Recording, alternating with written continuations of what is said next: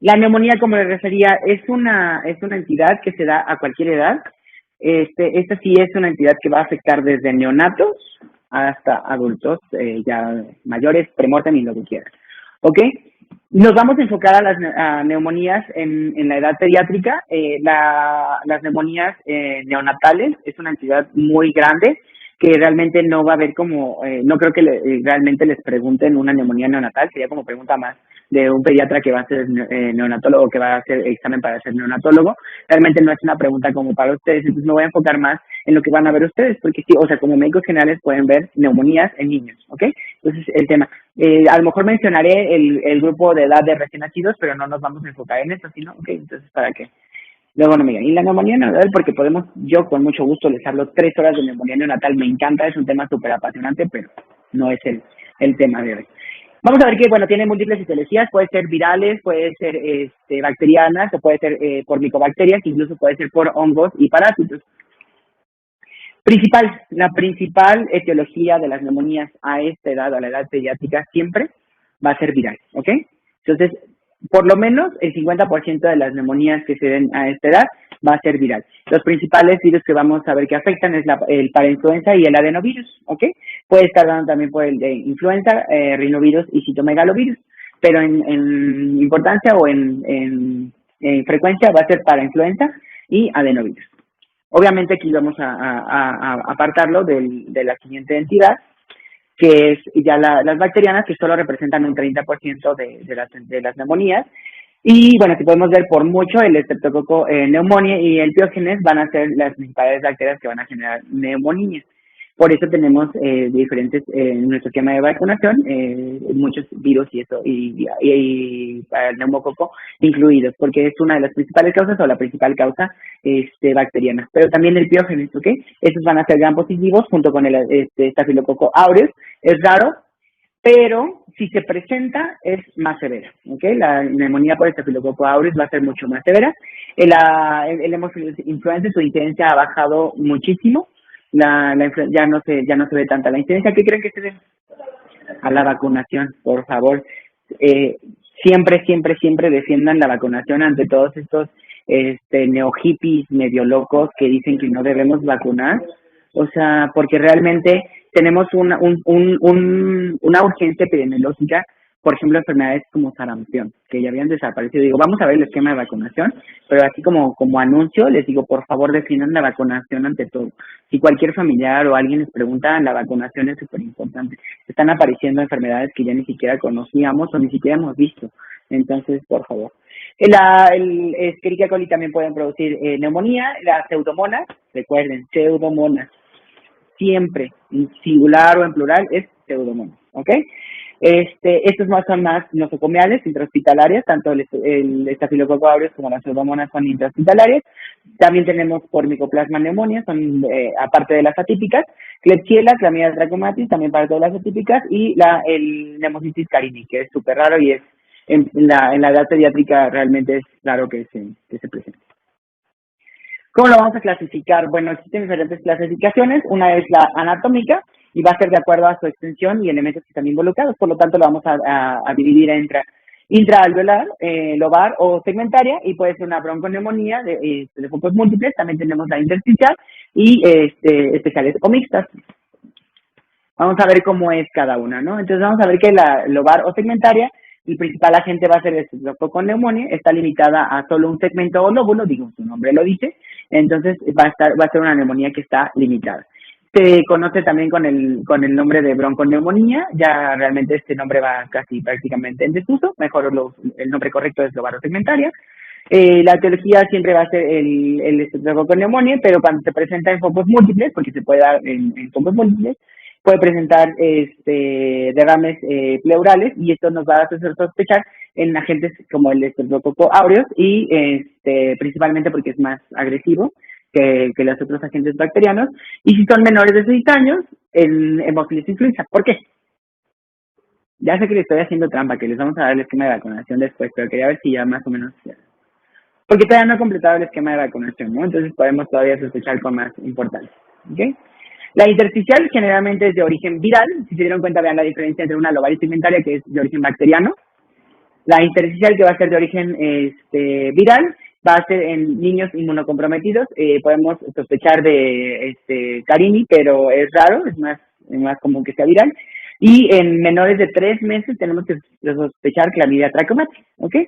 Y también tenemos las mixtas, que es una combinación de condiciones. Hay atrapamiento de aire, infiltrado reticular o intraalveolar, y la etiología puede ser muy variable. ¿Cuál es la patogenia de la neumonía en general? Principalmente nos van a fallar los mecanismos de defensa, ¿no? O sea, algo funcionó mal o no funcionó o se cansó y dejó de funcionar, o la infección sobrepasó esos mecanismos de defensa, ¿no? Entonces vamos a ver que los mecanismos de defensa que tenemos es el reflejo de tos, que nos va a servir para expulsar, muy bien, o de deglutir también, pero bueno, va a depender de la edad del niño, pero al fin y al cabo lo estamos sacando del árbol bronquial, que es lo que nos interesa. Nos va a generar a lo mejor infección gastrointestinal, y lo puede pasar, o irritación nada más, pero al fin y al cabo lo estamos sacando del árbol bronquial, que es el punto del reflejo de tos. Atrapamiento y expulsión de moco. Va a haber disfunción del epitelio ciliado. Si vemos que el epitelio del tracto respiratorio tiene pequeños como vellitos, eso se refiere a ciliado, que van a tener cierta movilidad. Hay movilidad en este epitelio ciliado, que lo que nos va a ayudar es de igual forma a arrastrar poco a poquito todos estos detritos y agentes que nos están haciendo daño, y el moco también nos ayuda a sacar el moco. Hay condiciones que lo que hacen es que se paralice o se detenga este epitelio ciliado. Entonces, por ejemplo, nos dicen pues, cuando nos enfriamos o los cambios de temperatura, el frío detiene el movimiento ciliar, ¿ok? Entonces es importante, ¿sabes? Sí, claro, por supuesto, las abuelas siempre tienen razón, nada más que no saben por qué, ¿no? Entonces, sí, no, pero en serio sí, o sea, sí está comprobado que el epitelio ciliar se detiene con el frío. Entonces, los macrófagos, el funcionamiento está adecuado o rebasado del macrófago. Si recordamos, el macrófago es uno de los agentes que tenemos de protección, que va a ir a fagocitar las bacterias para ayudarnos a eliminarlas. Si hay una disfunción en el sistema del macrófago, también puede haber bloqueo por IgA y el drenaje linfático que esté incorrecto. O sea, cualquiera de estos mecanismos que estamos aquí viendo falla, es un factor de riesgo, o va a producir o se necesita que falle cualquiera de estos mecanismos para que se produzca la neumonía. Bueno, ahí lo vamos a dividir también de acuerdo al mecanismo de que se va a adquirir. Puede ser primaria o secundaria, es acceso directo a la vía aérea. Y bueno, la secundaria es accesible por otra vía, principalmente hematógena, pero también puede ser linfática o por continuidad, ¿ok? O sea, puede ser que el agente entró directamente al árbol respiratorio, o tenemos una infección en las vías respiratorias altas por continuidad, que es la más común que se puede llegar a dar. Se generó la infección por vía hematógena, o sea, tenemos infección en algún otro sitio del cuerpo, vía hematógena, que es una bacteriemia, se generó y se infectó ya el pulmón, y vía linfática también. Puede ser bacteriana o viral, como lo podemos, aquí también es otra división, que es más sencilla. Y ahora sí, de las clasificaciones más o menos vamos poniendo cómo se utilizan. Entonces, los podemos clasificar de muchas maneras, o sea, podemos, y de hecho si podemos irle dando como más nombres, es mucho mejor, ¿no? O sea, por ejemplo, que tengamos una neumonía lobar, bacteriana, primaria, ¿no? O sea, es como darle nombre y apellido a las cosas, porque nos va a ayudar con el tratamiento, nos va a ayudar a tomar decisiones, ¿ok? En cambio, si decimos una neumonía lobar, pues probablemente sea bacteriana, porque su incidencia mayor es que sea bacteriana, pero es primaria, secundaria, es bacteriana, es viral, ¿no? Entonces siempre tratar de dar nombre y apellido. ¿Cómo se va a presentar? Bueno, tiene signos, los signos y síntomas van a depender del microorganismo que esté afectando, de la edad de nuestro paciente y obviamente de la severidad con la que se esté presentando.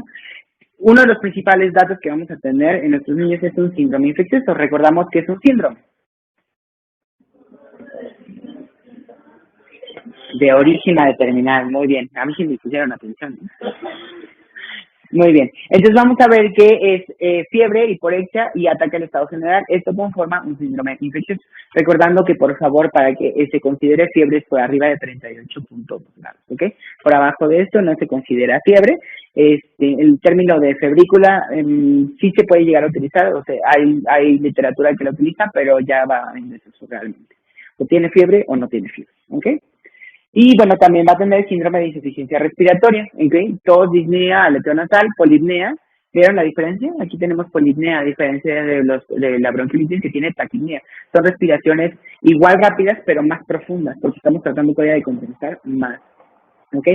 Tiros respiratorios se refiere a los tiros intercostales y cianosis. Es muy importante que tengan en cuenta que si vean la guía de práctica clínica de neumonía, uno de los datos o el dato principal o el dato más importante que va a poner la guía de práctica clínica para el diagnóstico de neumonía es la polipnea. Antes que la fiebre, antes que el síndrome infeccioso y antes que cualquier otro dato, la polipnea es uno de los datos más importantes en niños, sobre todo preescolares y escolares. ¿Ok? Y bueno, van a haber signos asociados de acuerdo al sitio anatómico o a la clasificación anatómica que tengamos. La neumonía lobar aguda nos va a dar dolor torácico, disnea a la inspiración, esputo, mucopurulento, esputo es, o sea, saliva, nada más, no es nada de lo que se están imaginando seguramente. Y hemoptoico se refiere a que va a presentar sangrado, pero también lo van a conocer como esputo asalmonado, eso también así se conoce, lo correcto es hemoptoico. Y bueno, nos va a dar un síndrome de condensación pulmonar, tanto en síndromes pleuropulmonares como radiológico. Y bueno, ¿cómo vamos a ver esto? Igual aquí, ¿no? Disminución de ruidos respiratorios, matidez, aumento de la transmisión de la voz y un soplo tubario. Como lo podemos ver en una neumonía lobar, que es la que nos da principalmente, o el tipo de neumonía que nos da la influenza, vamos a escuchar el soplo tubario, ¿ok? En la radiografía vamos a ver una opacidad homogénea que abarca solamente un lóbulo y en la forma segmentaria tiene una forma más triangular. Miren, como el pulmón aquí está prácticamente normal, no hay ningún problema, pero llegamos a una zona de radiopacidad y solamente en un lóbulo, ¿ok? Igual en la lateral, entonces vean cómo se ve aquí y aquí empieza a formarse la radiopacidad. La bronconeumonía o de segmentos o lóbulos varios, vamos a ver que son estertores crepitantes bilaterales. ¿Cómo escuchan un estertor crepitante? ¿Cómo es? ¿O qué les han dicho en la semiología y en la inspección cómo se va a escuchar? Porque yo les puedo hablar de estertores crepitantes, subcrepitantes, gruesos transmitidos, pero si lo ven o lo imaginan o lo escuchan, es más fácil que lo recuerden. Entonces, a ver, doctora, ¿me vas a decir cómo es? Más o menos, eso es como el roce de un papel, como si hicieras bolita un papel, y lo que haces cuando hacemos como crujido que se da es un crepitante. Un subcrepitante es más o menos el mismo sonido, pero es un poco más tenue, más ligero, como si el roce del papel fuera más delgado. Entonces, así háganlo en su casa o si quieren ahorita con una hoja de papel, arrugas. Como frotar el cabello también, realmente es lo que pueden escuchar, pero se oye un poquito más fuerte, pero no tan fuerte como para hacer un estertor crepitante transmitido. Ok, el transmitido, el crepitante, no es un estertor producido en el bronquio como tal, es producido en la faringe principalmente y se va a oír muy rudo, mucho más fuerte que el crepitante y el subcrepitante, que van a ser sonidos un poco más ligeros, un poco más complicados incluso para ser audibles, ¿ok? La neumonía intersticial nos va a dar disnea respiratoria, aumento de la ventilación y la amplitud y la flexión y la flexión, disminución del ruido respiratorio, estertores crepitantes transitorios. Se dan cuenta aquí van a ser más estables, van a estar todo el tiempo, pero aquí van a ser transitorios, pueden presentarse, o más bien en donde vayamos escuchando, vamos a ver, aquí se escucha, aquí no, aquí, y puede que para la siguiente exploración, en donde escuchen los crepitantes, ya no se escuchen en ese lado, sino se escuchen en otro sitio. Entonces vamos a ver ese tipo de crepitantes. En la radiografía de la bronconeumonía va a ser infiltrado bilateral, macro y micronodular con broncograma aéreo. ¿Recuerdan que es el broncograma aéreo? Ya se los explicó la doctora Pati. En SDR se los explicó. A ver, aquí en la radiografía, alguien a quien le quiera decirme, le voy a dar el señalador y me va a decir dónde está el bronquiolema medio. ¿Quién se anima? Está bien claro, se ve súper bien. A ver, ¿en dónde está el bronquiolema medio? El de hasta arriba. No, vamos primero con, bueno, también se ve bronquiolema medio, pero ahí se ve bastante claro. A ver, otra vez. Ándale, ese sería el bronquiolema medio, ¿ok? Entonces, ¿qué es?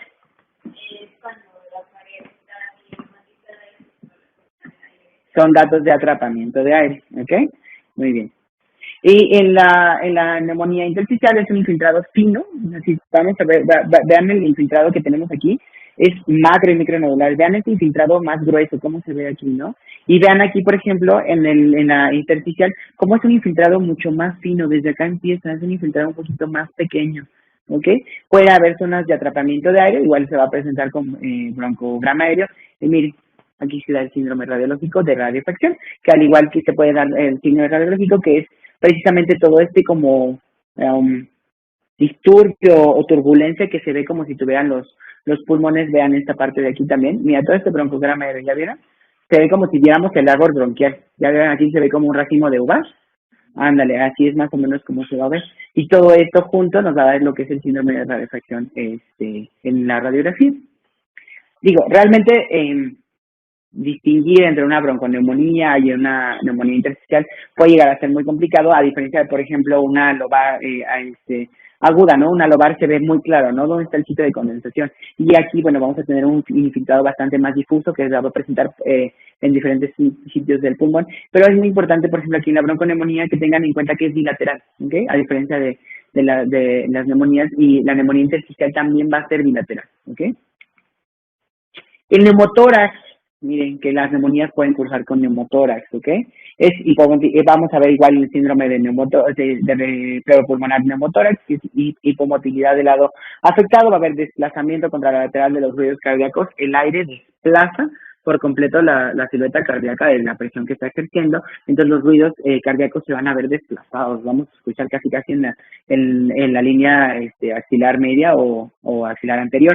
Va a haber ausencia de los ruidos respiratorios del lado afectado. Y miren cómo esto todo es aire, ¿no? Todo esto es aire. Esto apenas es lo que le quedó de pulmón a este pobre. Así nada más por la radiografía, es un neumotórax. Atención, y requiere que se haga una punción torácica, ¿ok? El derrame pleural, igual, matidez, disminución de las vibraciones vocales, y el ruido respiratorio va a haber hipomotilidad, pero aquí a diferencia, hay disminución de las vibraciones vocales, pero hay aumento de la transmisión de la voz, ¿ok?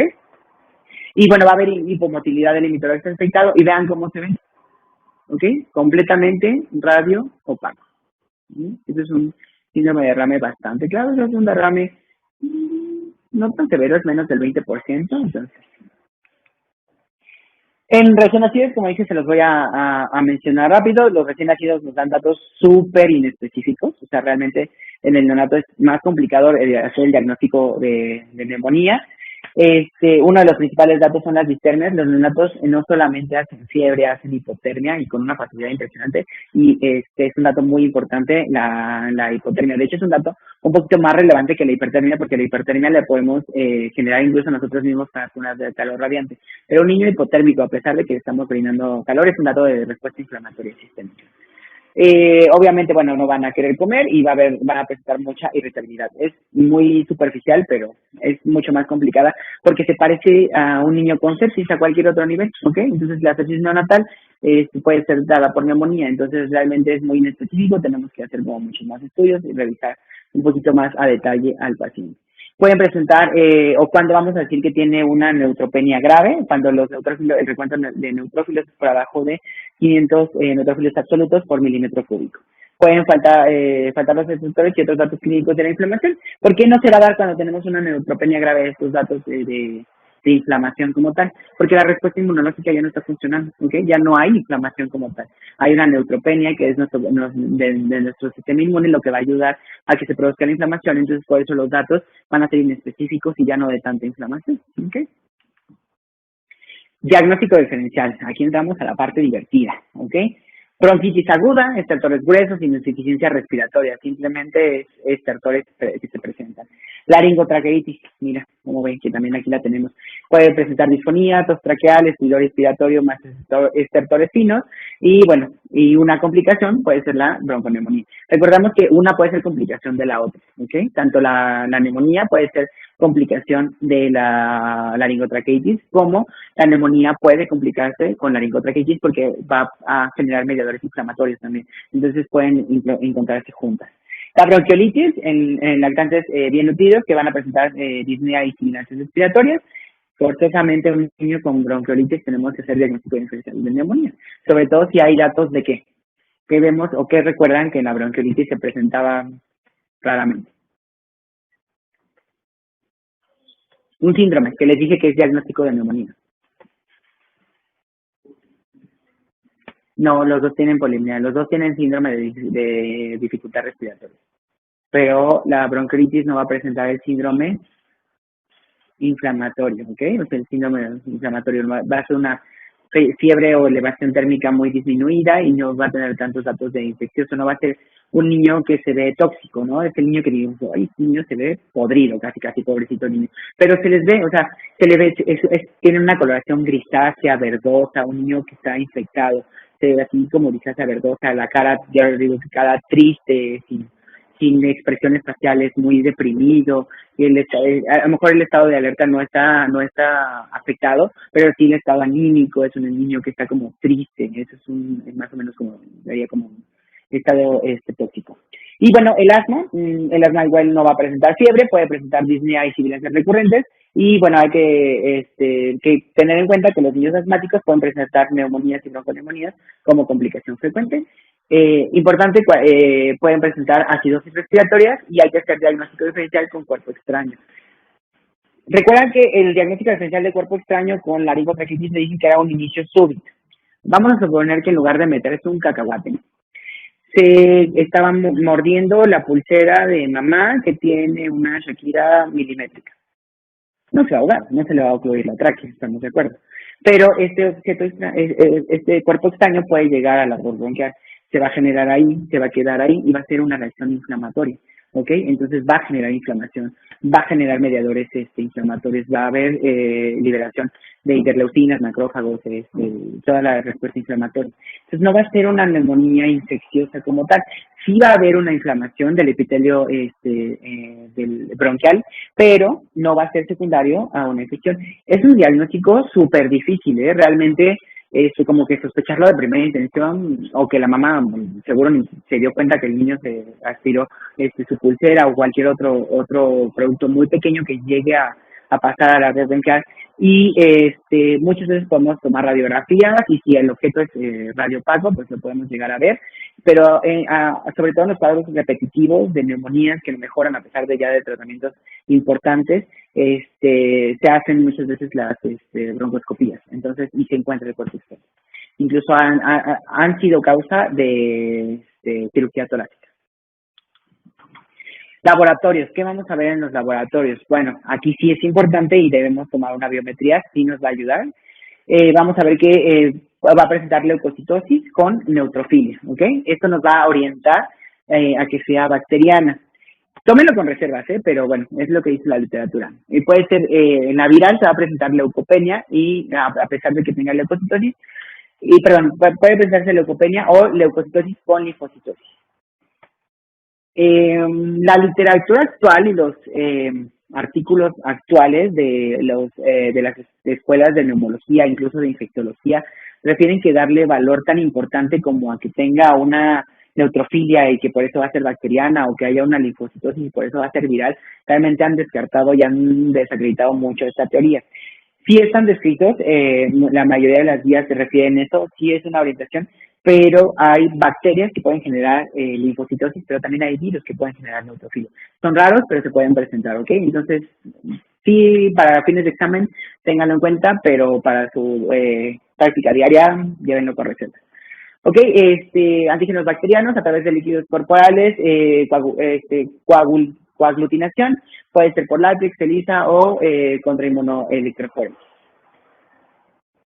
Y bueno, lo que podemos hacer es una punción torácica o transtorácica o a cielo abierto. Esto es sobre todo cuando tenemos datos de derrame. Realmente picar a un niño nada más para el diagnóstico cuando podemos hacer un cultivo de secreción bronquial. O sea, un cultivo de secreción bronquial es bastante eficiente para ocupar cualquiera de las técnicas de cultivo o incluso buscar anticuerpos en la secreción bronquial. Entonces, el cultivo sigue siendo uno de los estudios de laboratorio más importantes que podemos tener porque nos va a dar el tipo de patógeno que vamos a presentar y incluso nos podemos hacer un antibiograma para ver el tratamiento que podemos hacer, ¿ok? ¿Qué complicaciones nos puede presentar estos pacientes pediátricos? Porque normalmente insuficiencia cardíaca, acidosis respiratoria, derrame pleural, de hecho es una de las complicaciones más frecuentes que se presenta en las neumonías bacterianas o incluso en las virales no tanto, pero en las bacterianas sí se da con más frecuencia. El neumatocele, ¿alguien sabe qué es neumatocele? ¿Recuerdan como la imagencita que vimos como de racimo de uvas? Ese es como un atrapamiento de aire que se da en el alveolo. Cuando este atrapamiento se hace tan importante, va ampliando y ampliando el bronco y el alveolo, que se hace como esta misma racimo de uvas, pero mucho más grande, es un atrapamiento de aire, un bronquio inflamado por aire. Por eso se llama neumatocele. ¿Okay? Y bueno, obviamente nos puede dar choque séptico y algún absceso pulmonar. El tratamiento. El tratamiento, híjole, voy a tratar de hacerlo breve porque podemos ir a muchos lados. Pero bueno, las medidas generales son súper importantes. La posición de semifoil de Rosell, aporte calórico apropiado, como en todas las patologías, mantener adecuada hidratación. El control de temperatura es muy importante. Aspiración de secreciones para que no se nos obstruya la vía aérea por las secreciones que se está produciendo. Administración de ambiente húmedo para ayudar a la inflamación. ¿Okay? Oxigenoterapia en caso de que tenga datos de hipoxia el paciente. Fisioterapia pulmonar, a diferencia de qué entidad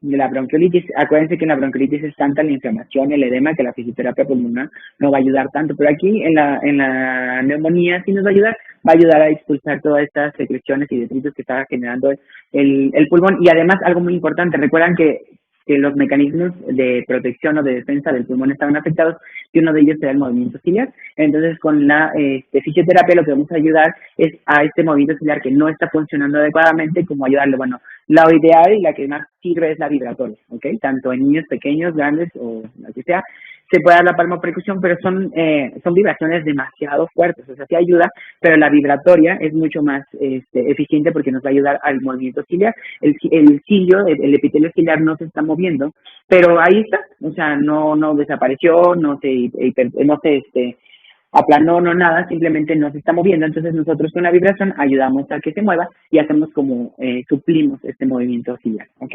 Y la movilización. No dejar a un paciente recostado siempre en la misma posición, estarlo moviendo, incluso sentándolo si es posible.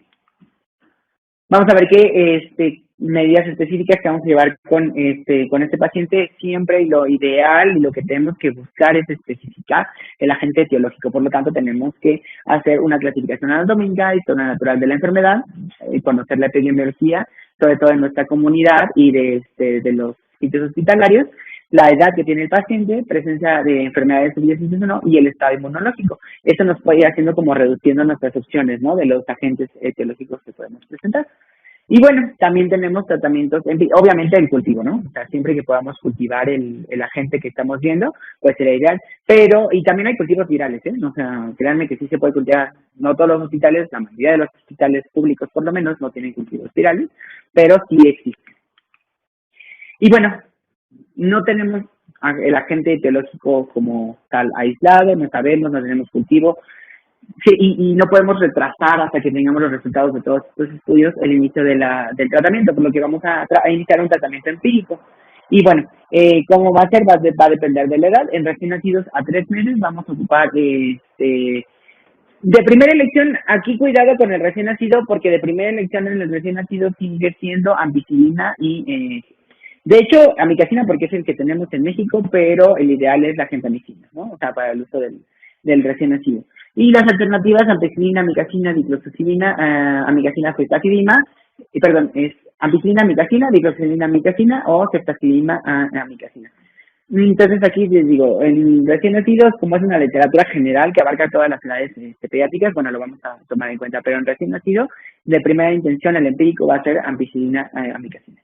De los 3 meses a los 5 años, dicloxacilina más cloranfenicol, el cloranfenicol con sus bemoles. ¿Por qué? ¿Qué produce cloranfenicol? ¿Tiene qué? También, o pueden también estar relacionado con la placa medular, ¿no? Entonces vamos a ver. Y bueno, entonces vamos a ver que las opciones que tenemos es cefotaxima o ceftriaxona, eritromicina. Por favor, no ocupen eritromicina en primera intención, solamente en niños alérgicos, ¿ok?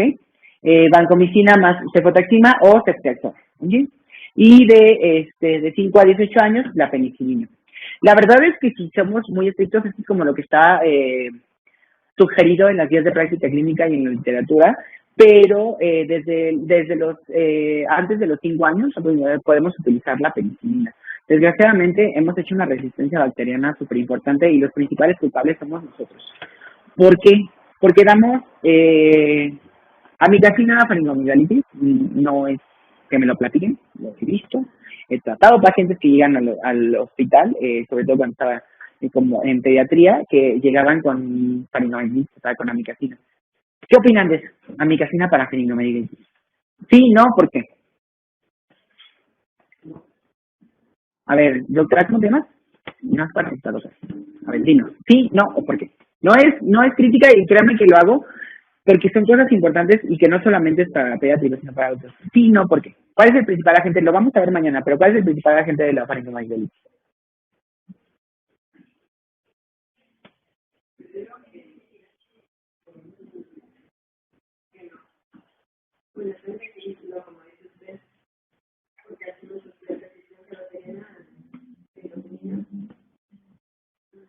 Pero en algún punto le darías a una faringoamigdalitis comprobada bacteriana, amicacina.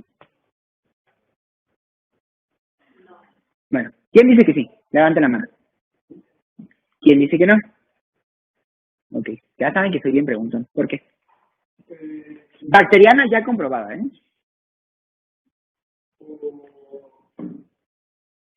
Estoy hablando de faringoamigdalitis, no de neumonía. A ver, doctora. Exacto. La amicacina no tiene acción alguna contra la gente, ¿ok? Entonces tenemos que tener muy cuidado. Y vamos a suponer que no sabemos si es bacteriana o no, le daríamos amicacina o cualquier otro antibiótico, ¿por qué no? Ya te los dije, ahora sí, sí te los dije. La principal causa es viral, ¿ok? Entonces tenemos que tener mucho cuidado porque estos tratamientos empíricos ya no están siendo eficientes, o sea, ya no están funcionando. Ya las penicilinas realmente están perdiendo mucha eficiencia porque están haciendo resistencias importantísimas, ¿ok? Cuando antes podíamos tratar a un paciente de neumonía con penicilina, ¿ok? Ahora lo vamos a ver por el probable agente, ¿no? ¿Ok? Entonces vamos a ver. Situación clínica este es un paciente de bronconeumonía de adquisición comunitaria en las que los agentes que tenemos posibles, el estreptococo pneumoniae, el estreptococo piógenes y el hemofilis influenza. ¿Qué vamos a ver? Miren, penicilina, ¿ok? Y bueno, las recomendaciones, cloranfenicol, no, por favor, ya no lo usen para nada, digo, sí está escrito, pero no lo usen. Eritromicina solamente en pacientes alérgicos, cefotaxima y cetrexona, pero ya sí no está demasiado fuerte. Es como, digo, querer matar hormigas con una bomba atómica, ¿no? Entonces siempre empezar con la primera línea.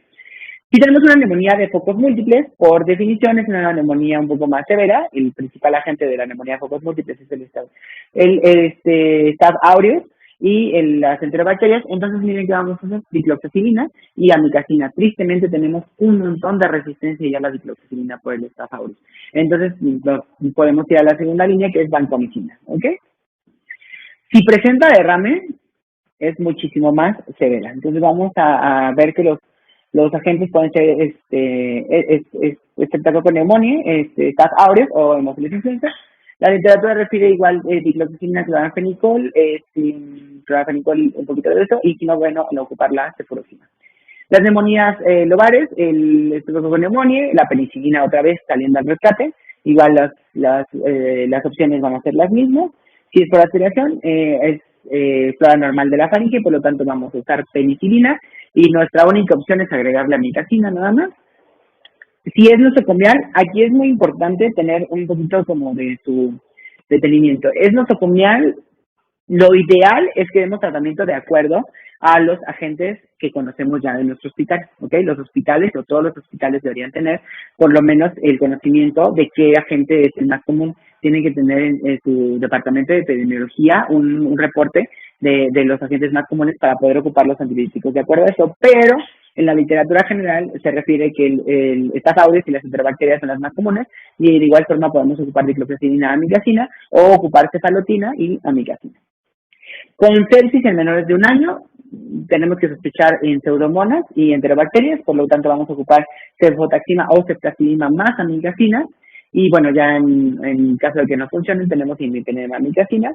En pacientes inmunocomprometidos, nuestros principales agentes van a ser enterobacterias, estas aureus, pseudomonas aeruginosa, igual va a ser ceftazidima amicacina, y vamos a poder ocupar imipenem amicacina. Y en los recién nacidos, vean lo que les decía, ¿no? Enterobacterias es la principal causa, este provoca agalaque, más o menos, y La ampicilina la ocupamos, y ¿por qué ocupamos ampicilina en lugar de otro o de otro agente? Es por la listeria. Entonces la listeria solamente se combate con ampicilina. Entonces vamos a hacer ampicilina amicacina y bueno, las opciones cefotaxima amicacina y vancomicina amicacina.